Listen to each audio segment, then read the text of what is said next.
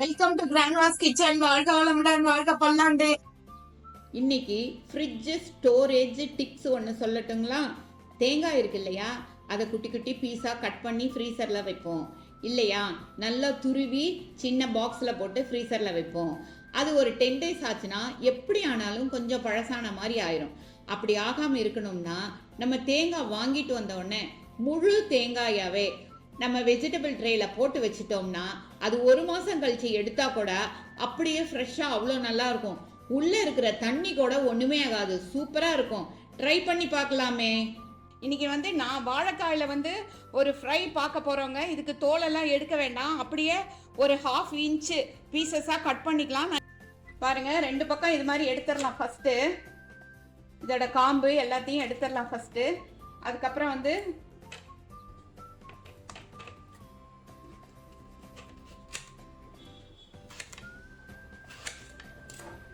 இந்த திக்னஸில் கட் பண்ணிக்கலாங்க. பீசஸ் மேக்னேட் பண்ணுறதுக்கு ஒரு பேஸ்ட் நம்ம தயார் பண்ணிக்கலாம். ஒரு 5 பல்லு பூண்டு எடுத்து இது மாதிரி நம்ம கல்லில் வச்சு நச்சு எடுத்துக்கலாம். அதுக்கப்புறம் மஞ்சத்தூள் போட்டுக்கிறேன், பெருங்காயத்தூள் ஒரு 1/2 ஸ்பூன் போட்டுக்கலாம். அப்புறம் ஆஸ் யூஷுவல் நம்ம சாம்பார் பவுடர், தனியாத்தூள், சீரகத்தூள், மிளகுத்தூள் எல்லாம் கலந்துருக்கிற நம்ம சாம்பார் பொடி அதையும் போட்டுக்கலாம். போட்டுட்டு நல்லா இதை கையில் மிக்ஸ் பண்ணிவிட்டு இந்த வாழைக்காய் கட் பண்ணி வச்சுருக்கோம் இல்லையா, இதில் வெங்காயத்தூள் மஞ்சத்தூள் எல்லாம் போட்டப்புறம் அதில் கொஞ்சமாக உப்பு சேர்த்துடலாம். சேர்த்துட்டு நல்லா கையில் இப்படி கலந்து விட்டுட்டு அதை இந்த கட் பண்ணி வச்சுருக்கோம் இல்லையா வாழைக்காய், அதில் 2 பக்கமும் அப்படியே நல்லா பேஸ்ட் ஆட்டம் பூசி அப்படியே வரிசையாக வச்சிடலாம்.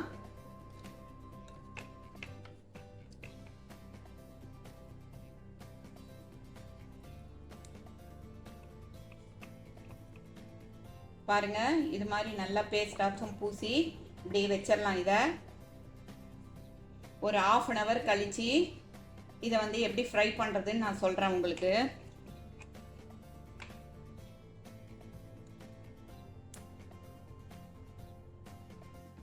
இப்போ அடுப்பில் ஒரு வாணலி வச்சிடலாங்க. வாணலி வச்சுட்டு அந்த வாழைக்காய் நம்ம மேக்னேட் பண்ணி வச்சுருக்கோம் இல்லையா, ஒரு மணி நேரத்துக்கு முன்னாடி மேக்னேட் பண்ணி வச்சுருக்கோம். அதை எப்படி ஃப்ரை பண்ணுறதுன்னு பார்த்துடலாம். அடுப்பில் வாணலி வச்சாச்சு. அதில் கொஞ்சம் கடுகு, சீரகம் இது 2ஐயும் தாளிச்சிக்கலாம். தாளிச்சிக்கிட்டு அஸ் யூஷுவல் கருவேப்பிலையை ஒரு கொத்து கருவேப்பிலை எடுத்து நல்லா பிச்சு போட்டுடலாம். போட்டப்புறம் இந்த வாழைக்காய் பார்த்தீங்களா நல்லா இப்படி பண்ணி வச்சுருக்கோம் இல்லையா, மேக்னேட் பண்ணி வச்சுருக்கோம் இல்லையா, இதை ஃபுல்லாக உள்ளே நல்லா அடுக்கிடலாம். அடுக்கிட்டு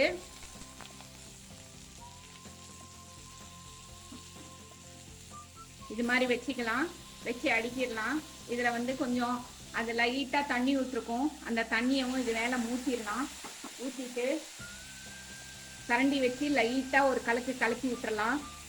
இந்த எண்ணெய் அந்த தண்ணி எல்லாத்துலேயும் பரவற மாதிரி லைட்டாக கலக்கி விட்டுட்டு இப்போ அப்படி நல்லா வரிசையாக அடுக்கின மாதிரி வச்சு வாழைக்காயை அடுக்கின மாதிரி வச்சுட்டு அதை நல்லா அடுப்பை சிம்மில் வச்சு ஒரு மூடி போட்டு மூடி வச்சிடலாம்.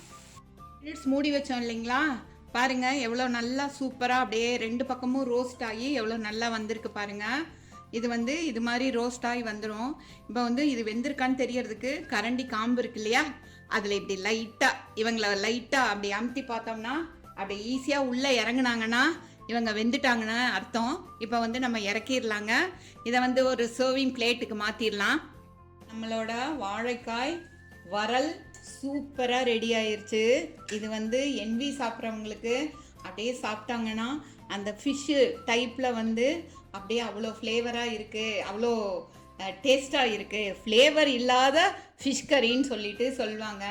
இதை நம்ம குழந்தைங்களுக்கு நல்ல இப்போ சம்மர் வந்துருச்சு, வெக்கேஷன் பீரியட் இல்லைங்களா, அப்போ வெரைட்டிஸாக கேட்பாங்க. குழந்தைங்களுக்கு இது மாதிரி வெரைட்டியாக செஞ்சு கொடுத்து என்ஜாய் பண்ணலாங்க. தேங்க்ஸ் ஃபார் வாட்சிங் அவர் கிராண்ட்மாஸ் கிச்சன். நிறைய பேர் லைக் பண்ணி பார்க்குறீங்க, பார்க்குறவங்க எல்லாம் சப்ஸ்கிரைப் பண்ணிடுங்க, ஷேர் பண்ணுங்கள். தேங்க்யூ.